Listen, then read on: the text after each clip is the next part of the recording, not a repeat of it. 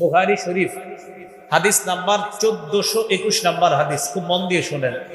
আন আবি হুরায়রা রাদিয়াল্লাহু তাআলা আনহু قال, আবু হুরায়রা রাদিয়াল্লাহু তাআলা আনহুর বর্ণনা, আল্লাহ নবী বলেন, ক্বালা রাজুলুন, অতীত জামানার এক ব্যক্তি নিয়ত করেছে, লা আতাসাদদাকান্না বিসাদাকা, আমি রাতের বেলা সদকা নিয়ে বের হব, সদকা চুপে চুপে মানুষের হাতে দিব।